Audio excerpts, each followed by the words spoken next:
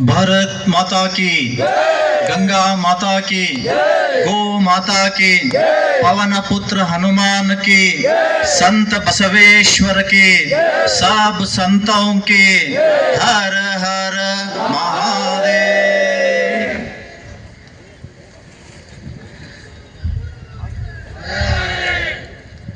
ವೀರನಾದರೆ ವೈರಿಗಳ ಕಾಟ ಬಹಳವಯ್ಯ, ದಾನ ಶೂರನಾದರೆ ಯಾಚಕರ ಕಾಟ ಬಹಳವಯ್ಯ, ಅತಿ ಸುಂದರನಾದರೆ ಅಂಗನೆಯರ ಕಾಟ ಬಹಳವಯ್ಯ. ಬಸವ ಕಲ್ಯಾಣದಲ್ಲಿ ಬಸವಾದಿ ಶರಣರ ಹಿಂದೂ ಸಮಾವೇಶ ನಡೆಯಬೇಕಾದರೆ ಕೊಂಡಿ ಮಿಂಚಣ್ಣನ ಅಭಿಮಾನಿಗಳ ಕಾಟ ಬಹಳವಯ್ಯ.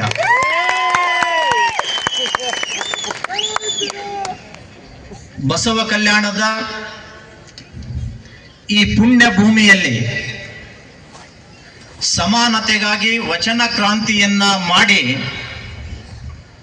ಸೂರ್ಯ ಚಂದ್ರ ಇರುವವರೆಗೂ ಹೆಸರು ಮಾಡಿ ಹೋದಂತಹ ನಮ್ಮ ನಿಮ್ಮೆಲ್ಲರ ಆರಾಧ್ಯ ದೈವ ಶರಣ ಜಗಜ್ಯೋತಿ ಭಕ್ತಿ ಭಂಡಾರಿ ಬಸವಣ್ಣನವರಿಗೆ ಭಕ್ತಿ ಪ್ರಣಾಮಗಳನ್ನು ಅರ್ಪಿಸಿ, ಇವತ್ತಿನ ವೇದಿಕೆಯ ಮೇಲೆ ಉಪಸ್ಥಿತರಿರುವ ಪರಮ ಪೂಜ್ಯ ಜಗದ್ಗುರು ಅದೃಶ್ಯ ಕಾಡ ಸಿದ್ದೇಶ್ವರ ಶ್ರೀಗಳನ್ನ,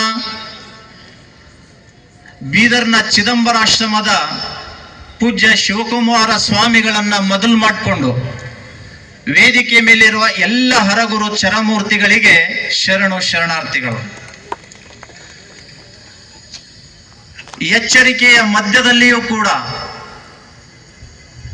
ಹಿಂದೂ ಜಗೇತೋ ವಿಶ್ವ ಜಗೇಗ ಅನ್ನುವಂತಹ ನುಡಿಯಂತೆ ಪೊಲೀಸ್ ಲಾಠಿ, ಪೊಲೀಸ್ ಬೂಟು, ಪೊಲೀಸ್ ಕೇಸ್ಗೆ ಹೆದರದೇನೆ ಸಾವಿರಾರು ಸಂಖ್ಯೆಯಲ್ಲಿ ವಿರಾಜಮಾನರಾದಂಥ ಎಲ್ಲ ಹಿಂದೂ ಬಾಂಧವರಿಗೆ ಎನ್ನ ಭಕ್ತಿಯ ಪ್ರಣಾಮಗಳು. ಆರಕ್ಷಕ ದಳದವರೇ, ಪತ್ರಕರ್ತ ಮಿತ್ರರೇ, ಕರ್ನಾಟಕ ರಾಜ್ಯದಲ್ಲಿ ಕಳೆದ 4-5 ತಿಂಗಳಿಂದ ಹಿಂದುತ್ವದ ಅಲೆ ಜೋರಾಗಿ ಎದ್ದಿದೆ. ಮೊಟ್ಟ ಮೊದಲನೇದಾಗಿ ಹಿಂದೂ ವಿರೋಧಿ ಮಂತ್ರಿ ಬಬಲೇಶ್ವರದಿಂದ ಪ್ರಾರಂಭವಾದಂಥ ಹಿಂದೂ ಸಮಾವೇಶ ಇವತ್ತು ಕಲ್ಯಾಣ ನಾಡಿಗೆ ಪಾದಾರ್ಪಣೆ ಮಾಡಿದೆ. ಇದು 4ನೇ ಸಮಾವೇಶ. ಹಿಂದಿನ 3 ಸಮಾವೇಶಗಳಲ್ಲಿ ನಾನು ಭಾಗವಹಿಸಬೇಕಾಗಿತ್ತು. 5ನೇದು ಶಾಪುರ, ಗದಗ ಭಾಗವಹಿಸಬೇಕ ಅನಿವಾರ್ಯ ಕಾರಣಗಳಿಂದ ಭಾಗವಹಿಸಕ್ಕಾಗಲಿಲ್ಲ. ಬಸವ ಕಲ್ಯಾಣದಲ್ಲಿ ನಡೀತಾ ಇರುವಂತಹ ಈ ಕಾರ್ಯಕ್ರಮವನ್ನ ನಾನು ತಪ್ಪಿಸ್ಕೊಳ್ಬಾರ್ದು ಅಂತ ಹೇಳಿ ಈ ಕಾರ್ಯಕ್ರಮದಲ್ಲಿ ನಾನು ಭಾಗವಹಿಸಿದೆ. ಗುಂಡೂರಡ್ಡಿಯವರು, ಗವಿಮಠದ ಶ್ರೀಗಳು, ರಾಜೇಶ್ವರ ಮೇಕರ್ ಶ್ರೀಗಳು ಫೋನ್ ಮಾಡಿದ್ರು, ನೀವು ಬರಬೇಕು ಕಾರ್ಯಕ್ರಮಕ್ಕೆ. ನಾನು ಬರ್ತೀನಿ ಬುದ್ಧಿ, ಎಲ್ಲಿಯೂ ಕೂಡ ನಾನು ಬರ್ತೀನಿ ಅಂತ ಹೇಳಬೇಡಿ ಅಂತ ಹೇಳಿದೆ. ಯಾಕೆ ಅಂತ ಕೇಳಿದ್ರೆ, ಅಪೋರ ನಿಮಗೆ ಬಸವ ಕಲ್ಯಾಣಕ್ಕೆ ಬರಕರೆ ಬಿಟ್ಟಾರ. ಈ 3 ವರ್ಷದಿಂದ ನಮ್ಮನ್ನ ಮುತಾಲಿಕರನ್ನ ಬ್ಯಾನ್ ಮಾಡಿದಂತಹ ಜಿಲ್ಲಾಡಳಿತ ಇವತ್ತು ಬೀದರ್ನಲ್ಲಿದೆ. ಹೀಗಾಗಿ ಎಲ್ಲೂ ಕೂಡ ಹೇಳ್ಬಾರ್ದು ಅಂತ ನಾನು ಹೇಳಿದ್ದೆ. ಬಹುಶಃ ಗೊತ್ತಾಗಿದ್ರೆ ಇಲ್ಲಿಯ ತಹಸೀಲ್ದಾರ್ ಟಕ ಟಕ ಟಕ ಟಕ್ ಟೇಪ್ ಹೊಡೋಣ ಸಿಗ್ನೇಚರ್ ಮಾಡಿ ಕಳಿಸ್ಬಿಡ್ತಿದ್ದ, ಬೀದರ್ ಗಡಿ ಪ್ರವೇಶ ನಿಷೇಧಿಸಲಾಗಿದೆ. ಅದು ಆಗ್ಲಿಲ್ಲ. ನಾನು ಇಲ್ಲಿಗೆ ಬರಬೇಕಾದ್ರೆ ಬಸವಣ್ಣನ ಕೃಪಾಶೀರ್ವಾದ ಪಡೆದೇ ನಾನು ಈ ಪುಣ್ಯ ಭೂಮಿಗೆ ಕಾಲಿಟ್ಟಿದ್ದೀನಿ. ಸ್ವಾಮಿ ವಿವೇಕಾನಂದ ಹೇಗೆ ಅದೃಶ್ಯ ಕಾಡ ಸಿದ್ದೇಶ್ವರ ಸ್ವಾಮಿಗಳು ಈ ದೇಶದಲ್ಲಿ ಧರ್ಮದ ಸುನಾಮಿಯನ್ನ ಎಬ್ಬಿಸಿದಾರೋ, ಅದೇ ಮಾದರಿಯಲ್ಲಿ ಸ್ವಾಮಿ ವಿವೇಕಾನಂದರು ಈ ನಾಡು, ಈ ವಿಶ್ವವನ್ನ ಎಚ್ಚರಿಸಿದವರು. ಕಾಶಿಯಲ್ಲಿ ವಿವೇಕಾನಂದರು ಗಂಗಾ ನದಿಗೆ ಹೋಗ್ಬೇಕಾದ್ರೆ ಕಾಶಿಯಲ್ಲಿ ಕೆಂಪು ಕೋತಿಗಳ ಕಾಟ ಬಹಳ. ಈ ಸ್ವಾಮಿಗಳ ವೇಷಭೂಷಣವನ್ನ ನೋಡಿ ಅಲ್ಲಿರುವಂತಹ ಕೋತಿಗಳು ಸ್ವಾಮಿಗಳ ಮೇಲೆ ದಾಳಿ ಮಾಡ್ತವೆ. ಪ್ರಾಣಿಗಳು, ಬೇರೆ ಮನುಷ್ಯರಾದರೂ ಆ ಸ್ವಾಮಿಗಳನ್ನು ಹೆದರೋರು ಇರಲಿಲ್ಲ. ಹೀಗಾಗಿ 4 ಹೆಜ್ಜೆ ಮುಂದೆ ಇಟ್ಟು ಓಡ್ಲಿಕ್ಕೆ ಪ್ರಾರಂಭ ಮಾಡಿದರು. ಅಲ್ಲಿರುವಂತಹ ಒಬ್ಬ ಸಂತ ಹೇಳ್ತಾನೆ, ಸ್ವಾಮೀಜಿ ಓಡಬೇಡಿ,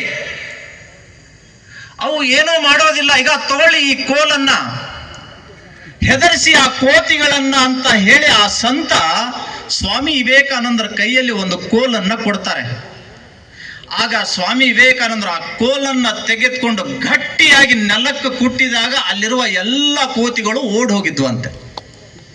ಇದನ್ನು ನಾನು ಯಾಕೆ ಹೇಳ್ತಿದ್ದೀನಿ ಅಂತ ಕೇಳಿದ್ರೆ, ಕಾಡಸಿದ್ದೇಶ್ವರ ಸ್ವಾಮಿಗಳು ಬಸವ ಕಲ್ಯಾಣಕ್ಕೆ ಬರ್ತಾರೆ ಅನ್ನುವಂತ ಸುದ್ದಿ ತಿಳಿದ ತಕ್ಷಣನೇ ಇಲ್ಲಿಯ ಕೆಲ ಕೋತಿಗಳು ಬಾಯಿಗೆ ಬಂದ ಹಾಗೆ ಮಾತನಾಡಲಿಕ್ಕೆ ಪ್ರಾರಂಭ ಮಾಡಿದರು. ಇವತ್ತು ಬಸವ ಕಲ್ಯಾಣದಾಗ ಎಲ್ಲಿ ಪ್ರತಿಭಟನೆ ಮಾಡ್ಲಿಕ್ಕೆ ಜಾಗ ಸಿಗಲಿಲ್ಲ ಅಂತ ಕಾಣುತ್ತೆ. ಹೈವೇ ಫ್ಲೈಓವರ್ ಕೆಳಗಡೆ ಇವತ್ತು ಅವರು ಪ್ರತಿಭಟನೆ ಮಾಡಿದರು. ಅದು ಫ್ಲೈಓವರ್ ಕಂಪ್ನಿ ಅಂತ ಇವತ್ತು ನಾವು ನಾಮಕರಣವನ್ನ ಮಾಡ್ತೇವೆ. ಫ್ಲೈಓವರ್ ಕಂಪ್ನಿ, ಇನ್ನು ತಾಲಿಬಾನಿ ಅದು ಇದು ಅನ್ನೋದು ಬೇಡ ಅಪ್ಪರ, ಫ್ಲೈಓವರ್ ಕಂಪ್ನಿ. ಇವತ್ತು ಇಲ್ಲಿ ಮಾಡ್ತಾ ಇರುವಂತ ಸಮಾವೇಶ ಹಿಂದೂಗಳ ವಿರುದ್ಧ ಅಲ್ಲ, ಭಾರತ ದೇಶದ ವಿರುದ್ಧ ಅಲ್ಲ, ಅಥವಾ ಈ ವೇದಿಕೆಯ ಮುಖಾಂತರ ಭಾರತ ತೇರ ತುಕಡ ಹೋಗ ಇನ್ಶಾ ಅಲ್ಲ ಅಂತ ಘೋಷಣೆ ಕೂಗುವುದಕ್ಕೆ ಈ ಸಮಾವೇಶವನ್ನು ನಾವು ಮಾಡ್ತಾ ಇಲ್ಲ. ಸಂಸತ್ ಮೇಲೆ ದಾಳಿ ಮಾಡಿದಂತ ಅಫ್ಜಲ್ ಗುರು ಹಮ್ ಶರ್ಮಿಂದಾ ಹೇ ತೇರೆ ಕಾತಿಲ್ ಜಿಂದಾ ಹೇ ಅಂತ ಹೇಳುವ ಘೋಷಣೆಗಳ ವೇದಿಕೆ ಇದು ಅಲ್ಲ. ಭಾರತದ ಐಕ್ಯತೆಗಾಗಿ, ಭಾರತದ ಸಾರ್ವಭೌಮತೆಗಾಗಿ ಹಿಂದೂ ನಾವೆಲ್ಲರೂ ಒಂದು ಅನ್ನುವಂತ ಸಮಾವೇಶ ಇವತ್ತು ಬಸವ ಕಲ್ಯಾಣದಲ್ಲಿ ನಡೀತಾ ಇದೆ. ಈ ಫ್ಲೈಓವರ್ ಕಂಪ್ನಿಗಳಿಗೆ, ಕಮ್ಯುನಿಸ್ಟ್ ಸಿದ್ಧಾಂತಗಳಿಗೆ ಭಾರತ ಐಕ್ಯತೆಯಿಂದ ಇರುವುದು ಅವರಿಗೆ ಇಷ್ಟ ಇಲ್ಲ. 1962ರಲ್ಲಿ ಚೀನಾ ಮತ್ತು ಭಾರತ ಯುದ್ಧ ನಡೀತಿರ್ಬೇಕಾದ್ರೆ ಈ ಕಮ್ಯುನಿಸ್ಟ್ ಕಂಪನಿ, ಫ್ಲೈಓವರ್ ಕಂಪನಿ ಭಾರತದಲ್ಲಿ ಪ್ರತಿಭಟನೆ ಮಾಡ್ತಾ ಇತ್ತು. ಅಷ್ಟೇ ಅಲ್ಲ, ಚೀನಾದ ಒಳಿತಿಗಾಗಿ ಪ್ರಾರ್ಥನೆ ಮಾಡುವುದರ ಜೊತೆಗೆ ಚೀನಾಕ್ಕಾಗಿ ಧನ ಸಂಗ್ರಹ ಮಾಡುವಂತ ಕಂಪನಿ ಇದು ಕಮ್ಯುನಿಸ್ಟ್ ಕಂಪನಿ, ಫ್ಲೈಓವರ್ ಕಂಪನಿ. ಅದು ಇವರು ಅದೃಶ್ಯ ಕಾಡಸಿದ್ದೇಶ್ವರ ಸ್ವಾಮಿಗಳಿಗೆ ವಿರೋಧ ಮಾಡ್ತಾರೆ, ಹಿಂದೂ ಸಮಾವೇಶವನ್ನ ವಿರೋಧ ಮಾಡ್ತಾರೆ. ನನಗೊಂದು ಮಾತು ನೆನಪಾಗುತ್ತೆ. ಶಿವಸೇನಾ ಸಂಸ್ಥಾಪಕ ಬಾಳಾ ಸಾಹೇಬ್ ಠಾಕ್ರೆ ಅವರು ಹಿಜಡಾ ಕೌನ್ ಹೋತಾ ಹೈ ಬಹಳ ಚೆನ್ನಾಗಿ ವಿಶ್ಲೇಷಣೆಯನ್ನ ಮಾಡಿದವರು. ಅರೆ साड़ी पहन के रास्ते में ठहर के पैसे मांगते हैं ना, वो हिजड़ा नहीं होता है. लेकिन फिर हिजड़ा कौन होता है? हिंदू बनकर हिंदुओं को विरोध कौन करता है, वही हिजड़ा होता है ಅಂತ ಹೇಳಿ ಬಾಳಾ ಸಾಹೇಬ್ ಠಾಕ್ರೆ ಅವರು. ಹಿಂದೂ ಸಮಾವೇಶವನ್ನ, ಹಿಂದೂಗಳನ್ನ ವಿರೋಧ ಮಾಡುವಂತವರು ಅವರು ಭಾರತದ ನಾಗರಿಕರಾಗಲಿಕ್ಕೆ ಸಾಧ್ಯ ಇಲ್ಲ. ಪದೇ ಪದೇ ನಾನು ಫೇಸ್ಬುಕ್ನಲ್ಲಿ ನೋಡ್ತಾ ಇದ್ದೆ, ಕನ್ನೇರಿ ಶ್ರೀಗಳನ್ನ ವಾಚಾಮ ಗೋಚರವಾಗಿ ನಿಂದಿಸುವಂತಹ ಪೋಸ್ಟ್ಗಳು ನಿರಂತರವಾಗಿ ಹರಿದಾಡ್ತಾ ಇದ್ದಾವೆ. ನಮ್ಮ ಕರ್ನಾಟಕದ ರಾಜ್ಯ ಸರ್ಕಾರ ಒಂದು ಆದೇಶ ಮಾಡಿತು. ಸಾಮಾಜಿಕ ಜಾಲತಾಣದಲ್ಲಿ ಅಶಾಂತಿ ಕೆಡುವಂತಹ ಪೋಸ್ಟ್ಗಳು, ಅಶಾಂತಿ ಸೃಷ್ಟಿಸುವಂತಹ ಪೋಸ್ಟ್ಗಳು ಏನಾದ್ರೂ ಕಂಡ್ರೆ ತಕ್ಷಣವೇ ಆ ಫೇಸ್ಬುಕ್ ಪೇಜ್ ಅನ್ನ ನಿರ್ಬಂಧ ವಿಧಿಸಿ ಅದ್ರ ಮೇಲೆ ಕೇಸ್ ಹಾಕಬೇಕು, ಅವನನ್ನ ಅರೆಸ್ಟ್ ಮಾಡಬೇಕು ಅಂತ ಹೇಳಿ ಒಂದು ಸಂದೇಶ ವಿಧಿಸಿದ್ದಾರೆ. ಆದ್ರೆ ಇಲ್ಲಿಯವರೆಗೆ ಮೋದಿನ್ ಬೈತಾರೆ, ಯೋಗಿನ್ ಬೈತಾರೆ, ರಾಮನ್ ಟೀಕಿಸ್ತಾರೆ, ಕಾಡಸಿದ್ದೇಶ್ವರ ಸ್ವಾಮಿಗಳಿಗೆ ಟೀಕಿಸ್ತಾರೆ. ಎಲ್ಲಿದೆ ಕಾಂಗ್ರೆಸ್ ಸರ್ಕಾರದ ಸಾಮಾಜಿಕ ಜಾಲತಾಣದ ಮೇಲೆ ತೀವ್ರ ನಿಗಾ ಘಟಕ ಅಂತ ನಾನು ಪ್ರಶ್ನೆ ಮಾಡಬೇಕಾಗತ್ತೆ. ಕಾನೂನು ಕೇವಲ ಹಿಂದೂಗಳ ಮೇಲಿನ, ಕೇಸು ಕೇವಲ ಹಿಂದೂ ಹೋರಾಟಗಾರರ ಮೇಲಿನ, ನಿರ್ಬಂಧ ಕೇವಲ ಅದೃಶ್ಯ ಕಾಡಸಿದ್ದೇಶ್ವರ ಶ್ರೀಗಳ ಮೇಲಿನ. ಕಾಂಗ್ರೆಸ್ ಸರ್ಕಾರದ ಹಿಂದೂ ವಿರೋಧಿ ನೀತಿಯನ್ನ ಬಸವ ಕಲ್ಯಾಣದಲ್ಲಿ ಸೇರಿರುವಂತಹ ಸಾವಿರಾರು ಜನ ಹಿಂದೂಗಳು ಇವತ್ತು ಖಂಡಿಸ್ತಾ ಇದ್ದೀವಿ, ನಾವು ವಿರೋಧಿಸ್ತಾ ಇದ್ದೀವಿ. 2028ಕ್ಕೆ ನಿಮಗೆ ತಕ್ಕ ಪಾಠವನ್ನ ನಾವು ಕಲಿಸ್ಬೇಕಾಗತ್ತೆ ಅಂತ ಎಚ್ಚರಿಕೆಯನ್ನ ವೇದಿಕೆ ಮುಖಾಂತರ ಕೊಡ್ತಾರೆ. ಕನ್ನೇರಿ ಶ್ರೀಗಳು ಬಸವಾದಿ ಹಿಂದೂ ಶರಣರ ಸಮಾವೇಶ ಯಾಕೆ ಮಾಡಬಾರದು? ನೀವು ಬಸವಣ್ಣ ಬಿಟ್ಟು ನೀವು ಬೇರೆ ಏನಾದ್ರೂ ಮಾಡ್ಕೊಳ್ಳಿ ಅಂತ ಹೇಳ್ತಾರೆ. ಆದರೆ ಬಸವಣ್ಣವರು ಹಿಂದೂ ಅಲ್ವಾ? ಈ ವೇದಿಕೆ ಮುಖಾಂತರ ಇಲ್ಲಿ ಕುತ್ಕೊಂಡಂತಹ ನೂರಾರು ಸಂತರ ಮುಖಾಂತರ ನಾನು ಹೇಳಿಕೆ ಬಯಸ್ತಾ ಇದ್ದೀನಿ, ಬಸವಣ್ಣನವರು ಈ ಭೂಮಿಯಲ್ಲಿ ಹುಟ್ಟಿದ್ದು ಹಿಂದೂ ಆಗಿಯೇ, ಅವರು ಲಿಂಗೈಕ್ಯರಾಗಿದ್ದು ಹಿಂದೂ ಆಗಿಯೇ. ಇದನ್ನು ಯಾರೂ ಅಲ್ಗಳಿಗೆ ಸಾಧ್ಯ ಇಲ್ಲ. ಇದನ್ನು ಬರೆದಿಟ್ಕೊಳ್ಳಿ. ಪ್ರಶ್ನೆ ಮಾಡಿದ್ರು ಕಾಡಸಿದ್ದೇಶ್ವರ ಸ್ವಾಮಿಗಳಿಗೆ, ನೀವು ಬಸವಾದಿ ಹಿಂದೂ ಶರಣ ಸಮಾವೇಶ ಮಾಡ್ತಾ ಇದ್ದೀರಿ, ಆದರೆ ಒಂದು ವಚನವನ್ನ ನೀವು ಹೇಳಬೇಕು. ಯಾವುದು ವಚನ? ವೇದಕ್ಕೆ ಹೊರೆಯ ಕಟ್ಟುವೆ, ಶಾಸ್ತ್ರಕ್ಕೆ ನಿಗಳವ ನಿಕ್ಕುವೆ, ಮುಂದೆ ಏನೋ ಹೇಳಿದ್ರೆ ಬೆನ್ನ ಬಾರಿಸುವೆ. ಇದನ್ನ ಹೇಳಿ ನೀವು ಸಮಾವೇಶ ಮಾಡಿ ನೋಡಿ, ಬ್ರಾಹ್ಮಣರಿಗೆ ವಿರೋಧ ಹಾಕೊಂಡಾಗತ್ತೆ ಅನ್ನುವಂತಹ ಅರ್ಥ ಅವ್ರದ್ದು. ಅರೆ, ನಾನು ಆ ಫ್ಲೈಓವರ್ ಕಂಪ್ನಿಗೆ ಕೇಳಲಿಕ್ಕೆ ಬಯಸ್ತಾ ಇದ್ದೀನಿ, ನೀವು ಅದೃಶ್ಯ ಕಾಡಸಿದ್ದೇಶ್ವರರಿಗೆ ಪ್ರಶ್ನೆ ಮಾಡ್ತಾ ಇದ್ದೀರಿ. ನಾವು ಇವತ್ತು ಈ ವೇದಿಕೆ ಮುಖಾಂತರ ನಿಮಗೆ ಪ್ರಶ್ನೆ ಮಾಡ್ತೇವೆ. ಬಸವಣ್ಣನವರು ಹೇಳಿದ್ದು ದಯವೇ ಧರ್ಮದ ಮೂಲವಯ್ಯ, ದಯವಿರಬೇಕು ಸಕಲ ಪ್ರಾಣಿಗಳಲ್ಲಿ, ದಯವಿಲ್ಲದ ಧರ್ಮ ಅದು ಆವುದಯ್ಯ, ದಯವೇ ಧರ್ಮ ಮೂಲವಯ್ಯ ಅಂತ ಬಸವಣ್ಣವರು ಹೇಳಿದ್ರಲ್ಲ. ದಯವಿಲ್ಲದ ಧರ್ಮದ ವಿರುದ್ಧ ನೀವೆಂದಾದ್ರೂ ಹೋರಾಟ ಮಾಡಿದ್ದೀರಾ? ನನ್ನ ಪ್ರಶ್ನೆ ಇದೆ. ಬಸವಣ್ಣನ ಈ ಪುಣ್ಯ ಭೂಮಿಯಲ್ಲಿ ಹಿಂಸೆ ಆಗ್ಬಾರ್ದು. ಬಸವಣ್ಣರು ಯಾವತ್ತೂ ಕೂಡ ಹಿಂಸೆಯನ್ನ ಒಪ್ಪಿಲ್ಲ. ಪ್ರತಿ ಪ್ರಾಣಿ ಪಕ್ಷಿಗಳಲ್ಲಿಯೂ ಕೂಡ ದೈವತ್ವವನ್ನ ಕಂಡಂತವರು, ಪ್ರತಿ ಪ್ರಾಣಿ ಪಕ್ಷಿಗಳನ್ನ ಪ್ರೀತಿಸಿದಂತವರು ಬಸವಣ್ಣವರು. ಈ ಫ್ಲೈಓವರ್ ಕಂಪ್ನಿಗಳಿಗೆ ನಾನು ಕೇಳಲಿಕ್ಕೆ ಬಯಸ್ತಾ ಇದ್ದೀನಿ, ಇವತ್ತು ಬಸವ ಕಲ್ಯಾಣದ ಈ ಭೂಮಿ ಮೇಲೆ ನಿಂತ್ಕೊಂಡು ಹಿಂದಿನ ಅನುಭವ ಮಂಟಪ ಪೀರ್ ಪಾಷಾ ಬಂಗ್ಲಾದ ಎದುರುಗಡೆ ನಿಂತ್ಕೊಂಡು ನೀವು ಹೇಳಿ ನೋಡೋಣ, ಗೋವುಗಳ ಕೊಲ್ಲುವ ಪಾಪಿಯ ಧ್ವನಿ ಕೇಳುವ ಮುನ್ನ ಪೂಜಿಸೋ ನಮ್ಮ ಕೂಡಲ ಸಂಗಮ ದೇವ ಅಂತ ನಿಮಗೆ ತಾಕತ್ತಿದ್ರೆ ಹೇಳಿ ನೋಡೋಣ. ಹೇಳಲ್ರಿ, ಯಾಕೆ? ಹಂಗೇನಾದ್ರೂ ಹೇಳಿದ್ರೆ ಇವರು ಮನೆ ಮೇಲೆ ಬಾಂಬ್ಗಳು ಬೀಳುತ್ತವೆ. ನಾವು ಇಲ್ಲಿರುವಂತಹ ಹಿಂದೂಗಳು ಬಹಳ ಸಂಭಾವಿತರು. ಹೀಗಾಗಿ ಅವರ ಗದ ಪ್ರಹಾರ, ಕಾನೂನು ಪ್ರಹಾರ ಇವತ್ತು ಹಿಂದೂಗಳ ಮೇಲೇನೆ ಇದೆ. ಸರ್ಕಾರ ಒಂದು ಆದೇಶ ಮಾಡಿಸಿದೆ. ಆದೇಶ ಮಾಡಿದ್ದಲ್ಲ, ಅದನ್ನ ಮಾಡಿಸಿದ್ದು. ನನ್ನ 23 ವರ್ಷಗಳ ಹೋರಾಟದ ಬದುಕಿನಲ್ಲಿ ಅನೇಕ ಬ್ಯಾನ್ಗಳನ್ನ ನಾನು ನೋಡಿದ್ದೇನೆ. ಮತ್ತೆ ಕೋರ್ಟ್ಗೆ ಅಪೀಲ್ ಹೋದ ಮೇಲೆ ಕೋರ್ಟ್ ಕೆಲವೊಂದು ಕಂಡೀಷನ್ಗಳನ್ನ ಹಾಕಿ ನಮಗೆ ಕಾರ್ಯಕ್ರಮ ನಡೆಸ್ಕೊಳ್ಳಿಕ್ಕೆ ಅವಕಾಶ ಕೊಟ್ಟಿದೆ. ಎಲ್ಲಿಯೂ ಕೂಡ ನ್ಯಾಯಾಲಯ ನಮಗೆ ವಾಗ್ದಂಡನೆಯನ್ನ ವಿಧಿಸಿಲ್ಲ.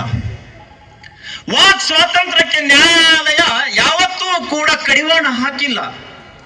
ಇದೊಂದು ವಿಶೇಷ ಅಪರೂಪದಲ್ಲಿ ಅಪರೂಪವಾಗಿರುವಂತಹ ಪ್ರಕರಣ ಭಾರತದ ಸಂವಿಧಾನದ ವಿರುದ್ಧವಾಗಿ ನಮ್ಮ ಕರ್ನಾಟಕದಲ್ಲಿ ನಡೀತಾ ಇದೆ ಅಂದ್ರೆ ಇದಕ್ಕೆ ಕಾರಣ ನಮ್ಮ ಕರ್ನಾಟಕದ ಹಿಂದೂ ವಿರೋಧಿ ಕಾಂಗ್ರೆಸ್ ಸರ್ಕಾರ. ಅರೆ, ಒಬ್ಬ ಅದೃಶ್ಯ ಕಾಡ ಸಿದ್ದೇಶ್ವರ ಸ್ವಾಮಿಗಳ ಧ್ವನಿಯನ್ನ ನೀವು ಅಡಗಿಸಬಹುದು. ಇಲ್ಲಿ ಕೂತಂತ ನೂರಾರು ಜನರು ಮಾತಾಡ್ಲಿಕ್ಕೆ ನಿಂತ್ರೆ ಕಾಂಗ್ರೆಸ್ ಸರ್ಕಾರ ಧೂಳಿಪಟ ಆಗುತ್ತೆ. ವಿಧಾನಸೌಧದಲ್ಲಿ ಸರ್ಕಾರ ಇರೋದಿಲ್ಲ. ಇದನ್ನು ನೀವು ಎಚ್ಚರದಿಂದ ಕೇಳ್ಕೊಳ್ಳಿ. ಹಿಂದೂಗಳನ್ನ ಕೆಣಕಬೇಡಿ, ಕೆಣಕಿ ಟಿಣಕಬೇಡಿ ಅನ್ನುವಂತಹದ್ದು ಇವತ್ತು ನಾನು ಈ ವೇದಿಕೆಯ ಮುಖಾಂತರ ಸಂದೇಶವನ್ನ ಕೊಡ್ಲಿಕ್ಕೆ ಬಯಸ್ತಾ ಇದ್ದೀನಿ. ಬಂಧುಗಳೇ, ನನಗೆ ಸಮಯ ಕೊಟ್ಟದ್ದು 7 ನಿಮಿಷ. ಯಾಕೆಂದ್ರೆ ನಮಗೂ ನಿಮಗೋಕ್ಕಿಂತಲೂ ಆಯೋಜಕರಿಗೆ ಸ್ವಲ್ಪ ಪುಕ್ಕು ಬಹಳ. ಎಲ್ಲಿ ಸುಮ್ಮನೆ ಕೇಸ್ ಆಗಿ ಸ್ವಾಮಿಗಳು ಅಲ್ಲಿಂದ ಇಲ್ಲಿಗೆ ಬರೋದು, ಅವ್ರ ಜೊತೆಗೆ ನಮ್ಮ ಹೆಸರು ಹಾಕಿದ್ರೆ ನಾವೆಲ್ಲ ನ್ಯಾಯಾಲಯಕ್ಕೆ ತಿರುಗಾಡೋದು, ಎಲ್ಲ ಯಾಕೆ? ಸುಮ್ಮನೆ ಸ್ವಲ್ಪ ಸೈಲೆಂಟ್ ಆಗಿ ಮಾತಾಡಿ ಅಂತ. ಬೀದರ್ ಇದು ಕ್ರಾಂತಿಯ ಭೂಮಿ. ಇದು 1947ಕ್ಕಿಂತ ಮುಂಚೆ ಅನೇಕ ಸ್ವಾತಂತ್ರ್ಯ ಹೋರಾಟಗಾರರು ಧ್ವಜವನ್ನು ಇಟ್ಕೊಂಡು ಹೋರಾಟ ಮಾಡ್ತಿದ್ರು. ಇಲ್ಲಿಯ ರಜಾಕರ್ ಪೊಲೀಸರು ಅವರನ್ನ ಅರೆಸ್ಟ್ ಮಾಡಿ ನ್ಯಾಯಾಧೀಶರ ಎದುರುಗಡೆ ಪ್ರೊಡ್ಯೂಸ್ ಮಾಡ್ತಾರೆ. ನ್ಯಾಯಾಧೀಶರು ಕೇಳಿದ್ರಂತೆ, ಈ ಕೈಯೊಳಗಿರೋದು ಏನು ಅಂತ, ಹಾತ್ ಮೇ ಕ್ಯಾ ಹೈ? ಆಗ ಆ ಸ್ವತಂತ್ರ ಹೋರಾಟಗಾರರು ಹೇಳಿದ್ರಂತೆ, ಸರ್ ये सीधा किया तो झंडा होता है, अगर उल्टा किए तो निजाम के औलादों को मारने के लिए दंडा होता है. ಇಂತಹ ಕ್ರಾಂತಿಯ ಭೂಮಿಯಲ್ಲಿ ಸ್ವಾತಂತ್ರ್ಯ ಹೋರಾಟಗಾರರು ಭಾರತದ ಸ್ವಾತಂತ್ರ್ಯಕ್ಕಾಗಿ, ಕಲ್ಯಾಣ ಕರ್ನಾಟಕದ ಮುಕ್ತಿಗಾಗಿ ಹೋರಾಟ ಮಾಡಿದಂತ ಇದು ಪುಣ್ಯ ಭೂಮಿ. ಸಮಾನತೆಗಾಗಿ ಮೇಲು ಕೀಳು ಎನ್ನದೇ ಹೋರಾಟ ಮಾಡಿದಂತ ಬಸವಣ್ಣನ ಭೂಮಿಯಲ್ಲಿ ಹುಟ್ಟಿದಂತ ನಮಗೆ 2 ಗುಂಡಿಗೆ ಇದೆ. ಯಾವುದೇ ಕಾರಣಕ್ಕೂ ಕೇಸು, ಲಾಠಿ, ಪೊಲೀಸ್ ಕೇಸು, ಕೋರ್ಟ್ ಹೆದರೋದಿಲ್ಲ ಅನ್ನುವಂತಹ ಪ್ರತಿಜ್ಞೆಯನ್ನ ಇಲ್ಲಿ ನಾವು ಮಾಡಿ ಬಸವಣ್ಣನವರ ಆಶಯವನ್ನ, ಬಸವಣ್ಣನವರ ಸಂದೇಶವನ್ನ ನಾವು ಫ್ಲೈಓವರ್ ಕೆಳಗಡೆ ಮಾಡದೇ ವಿಶ್ವವ್ಯಾಪಿ ಪ್ರಚಾರ ಮಾಡೋಣ ಅನ್ನುವಂಥ ಸಂದೇಶವನ್ನ ನಾನು ಈ ಸಂದರ್ಭದಲ್ಲಿ ಕೊಡ್ತಾ ಕೊನೆಗೊಂದು ಮಾತನ್ನ ಹೇಳಲಿಕ್ಕೆ ಬಯಸ್ತಾ ಇದ್ದೀನಿ. ಸ್ವಾತಂತ್ರ್ಯ ಪೂರ್ವದಲ್ಲಿ ಹರಿದ್ವಾರ್ ಸ್ವಾಮಿ ಶ್ರದ್ಧಾನಂದರು ಒಂದು ದೊಡ್ಡ ಆಶ್ರಮವನ್ನ ನಡೆಸ್ತಾ ಇದ್ರು. ಹೇಗೆ ಕನ್ನೇರಿ ಶ್ರೀಗಳು ತಮ್ಮ ಮಠದಲ್ಲಿ ಸಾವಿರಾರು ಯುವಕರನ್ನ ಪುಕ್ಕಟೆಯಾಗಿ ವಿದ್ಯೆಯನ್ನ ಕೊಟ್ಟು, ದಾಸೋಹ ಜ್ಞಾನವನ್ನು ಕೊಟ್ಟು ಬೆಳೆಸ್ತಾ ಇದ್ದಾರೋ, ಅದೇ ಮಾದರಿಯಲ್ಲಿ ಸ್ವಾಮಿ ಶ್ರದ್ಧಾನಂದರು ಆಶ್ರಮ ನಡೆಸ್ತಾ ಇದ್ರು. ಅವರಲ್ಲಿ ದೇಶಭಕ್ತಿಯನ್ನ ತುಂಬುತ್ತಾ ಇದ್ರು. ಬ್ರಿಟಿಷ್ ಸರ್ಕಾರಕ್ಕೆ ಗೊತ್ತಾಯ್ತು. ಬ್ರಿಟಿಷ್ ಸರ್ಕಾರದ ಒಬ್ಬ ಅಧಿಕಾರಿ ಆ ಆಶ್ರಮವನ್ನ ಪ್ರವೇಶ ಮಾಡ್ತಾನೆ. ಮಾಡಿ, ನಾನು ನಿಮ್ಮ ಆಶ್ರಮವನ್ನ ತಪಾಸಣೆ ಮಾಡಬೇಕಾಗಿದೆ, ಧಾರಾಳವಾಗಿ ತಪಾಸಣೆ ಮಾಡಿ. ಇಡೀ ಆಶ್ರಮವನ್ನ ಆ ಬ್ರಿಟಿಷ್ ಅಧಿಕಾರಿ ತಪಾಸಣೆ ಮಾಡಿ ಹೊರಗಡೆ ಹೋಗ್ಬೇಕಾದ್ರೆ ಸ್ವಾಮಿಗಳು ಕೂತ್ಕೊಂಡಿದ್ರು. ದಯವಿಟ್ಟು ಕ್ಷಮಿಸಿ, ನಿಮ್ಮ ಆಶ್ರಮದಲ್ಲಿ ಬಾಂಬ್ಗಳು ತಯಾರಾಗ್ತಾ ಇದ್ದಾವೆ ಅಂತ ಮಾಹಿತಿ ಬಂತು, ಹೀಗಾಗಿ ನಾನು ತಪಾಸಣೆ ಮಾಡಿದೆ. ಆಗ ಸ್ವಾಮಿಗಳು ಆ ಬ್ರಿಟಿಷ್ ಅಧಿಕಾರಿಯನ್ನ ಹೊರಗಡೆ ಬಿಡಲಿಲ್ಲಂತೆ. ತಮ್ಮ ಪಕ್ಕದಲ್ಲಿ ಒಂದು ಕುರ್ಚಿಯನ್ನ ಹಾಕಿ ಕೂಡಿಸಿ ತಮ್ಮ ಆಶ್ರಮದಲ್ಲಿರುವಂತ ಎಲ್ಲ ಸಂತ ವಿದ್ಯಾರ್ಥಿಗಳನ್ನ ಎದುರುಗಡೆ ತಂದು ನಿಲ್ಲಿಸಿ ಹೇಳಿದ್ರಂತೆ, ನೀವು ಬ್ರಿಟಿಷರು ನಮ್ಮ ದೇಶದ ಮೇಲೆ ದಬ್ಬಾಳಿಕೆ ಮಾಡ್ತಾ ಇದ್ದೀರಿ. ನಿಮ್ಮನ್ನ ಈ ದೇಶ ಬಿಟ್ಟು ಓಡಿಸುವುದಕ್ಕಾಗಿ ಜೀವ ಇಲ್ಲದ ಬಾಂಬ್ಗಳನ್ನ ನಾವು ಇಲ್ಲಿ ತಯಾರು ಮಾಡ್ತಾ ಇಲ್ಲ. ಇಲ್ಲಿರುವಂತಹ ಎಲ್ಲ ವಿದ್ಯಾರ್ಥಿಗಳು, ಸನ್ಯಾಸಿಗಳು ನಿಮ್ಮ ವಿರುದ್ಧ ಹೋರಾಟ ಮಾಡಲಿಕ್ಕೆ ಪ್ರತಿಯೊಬ್ಬನು ಕೂಡ ಜೀವಂತ ಬಾಂಬ್ಗಳಿದ್ದ ಹಾಗೆ ಅಂತ ಸಂದೇಶ ಸ್ವಾಮಿ ಶ್ರದ್ಧಾನಂದರು ಕೊಟ್ಟರಂತೆ. ಅದೇ ಮಾದರಿಯಲ್ಲಿ ಕನ್ನೇರಿ ಶ್ರೀಗಳು ಇವತ್ತು ಸಾವಿರಾರು ಯುವ ಸನ್ಯಾಸಿಗಳನ್ನ ತಯಾರು ಮಾಡಿ ದೇಶಕ್ಕಾಗಿ, ಭಾರತವನ್ನು ವಿಶ್ವಜಯದಲ್ಲಿ ಜಗದ್ಗುರು ರಾಷ್ಟ್ರವನ್ನ ಮಾಡಲಿಕ್ಕಾಗಿ ವಿದ್ಯಾರ್ಜನೆಯನ್ನ, ಯುದ್ಧ ಕಲೆಗಳನ್ನ ನೀಡುತ್ತಾ ಭಾರತವನ್ನ ಸುಂದರ ರಾಷ್ಟ್ರವನ್ನಾಗಿ ಮಾಡಲಿಕ್ಕೆ ಅವರು ಹೊರಟಿದ್ದಾರೆ. ಅವರ ನಿರ್ಬಂಧ, ಅವರಿಗೆ ನಿಬಂಧನೆ ಇವತ್ತು ಖಂಡಿತ ಸಾಧು ಅಲ್ಲ. ನೀವೇನಾದ್ರೂ ಬಾಯಿ ಮುಚ್ಚೋದಾದ್ರೆ ಸಂತರ ಬಾಯಿ ಮುಚ್ಚಬೇಡಿ. ನೀವೇನಾದ್ರೂ ಬಾಯಿ ಮುಚ್ಚೋದಾದ್ರೆ ಶರಣರ ಬಾಯಿಗಳನ್ನ ಮುಚ್ಚಿಸಬೇಡಿ. ನೀವೇನಾದರೂ ಬಾಯಿ ಮುಚ್ಚಿಸಿ ಕರ್ನಾಟಕದಲ್ಲಿ ಶಾಂತಿ ಕಾಪಾಡೋದಾದರೆ ಈ ರಾಜ್ಯದ ಗೃಹ ಮಂತ್ರಿಯ ಬಾಯಿಯನ್ನ ಮುಚ್ಚಿದರೆ ಮಾತ್ರ ಕರ್ನಾಟಕ ಶಾಂತಿಯಿಂದಿರ್ಲಿಕ್ಕೆ ಸಾಧ್ಯ ಇದೆ. ಸ್ವಾಮಿ ವಿವೇಕಾನಂದರು ಒಂದು ಮಾತು ಹೇಳಿದರು, I want to blow life in to the dead bones of this country. ಸತ್ತಂತಿರುವ ಭಾರತದ ನಾಗರಿಕ ನರನಾಡಿಗಳಲ್ಲಿ ರಕ್ತ ಸಂಚಾರವಾಗಿಸುವುದೇ ನನ್ನ ಗುರಿ ಅಂತ ಏನು ಸ್ವಾಮಿ ವಿವೇಕಾನಂದರು ಹೇಳಿದ್ರು, ಅದೇ ಮಾದರಿಯಲ್ಲಿ ಅದೃಶ್ಯ ಕಾಡ ಸಿದ್ದೇಶ್ವರ ಶ್ರೀಗಳು ಭಾರತದ ಎಲ್ಲ ಯುವ ಜನತೆಯನ್ನ ಜಾಗೃತ ಮಾಡುವಲ್ಲಿ ನಿರಂತರವಾಗಿ ಕೆಲಸ ಮಾಡ್ತಾ ಇದ್ದಾರೆ. ಅದೃಶ್ಯ ಕಾಡ ಸಿದ್ದೇಶ್ವರ ಸ್ವಾಮಿಗಳ ಜೊತೆ ಅವರು ಒಬ್ಬರೇ ಅಲ್ಲ, ಭಾರತದ ಎಲ್ಲ ಸಂತರು ಅವ್ರ ಜೊತೆಗೆ ಇದೀವಿ. ಯಾವುದೇ ಕಾರಣಕ್ಕೂ ಕೂಡ ಎದೆಗುಂದಬೇಡಿ. ನಿರಂತರವಾಗಿ ನಿಮ್ ಜೊತೆಗೆ ಸಮರ್ಥ ರಾಮದಾಸರ ರೀತಿ ನೀವು ಮುಂದೆ ಹೆಜ್ಜೆ ಇಡಿ. ಛತ್ರಪತಿ ಶಿವಾಜಿ ಮಹಾರಾಜರ ರೀತಿಯಲ್ಲಿ ನಾವು ಹೋರಾಡಲಿಕ್ಕೆ ಸಿದ್ಧರಿದ್ದೀವಿ ಅಂತ ಹೇಳ್ತಾ ನನ್ನ 4 ಮಾತುಗಳನ್ನ ಮುಗಿಸ್ತಾ ಇದ್ದೀನಿ. ಭಾರತ್ ಮಾತಾ ಕಿ ವಂದೇ ವಂದೇ. ಇಲ್ಲಿ ಫ್ಲೈಓವರ್ ಕಂಪ್ನಿಗೆ ಕೇಳಲ್ಲ, ನೀವು ಘೋಷಣೆಗೆ ಹೋಗಿದ್ದು ಜೋರ್ ಹೋಗ್ರಿ. ಭಾರತ್ ಮಾತಾ ಕಿ, ಭಾರತ್ ಮಾತಾ ಕಿ, ಶರಣ ಬಸವೇಶ್ವರ ಕಿ ಜೈ ಶ್ರೀರಾಮ್.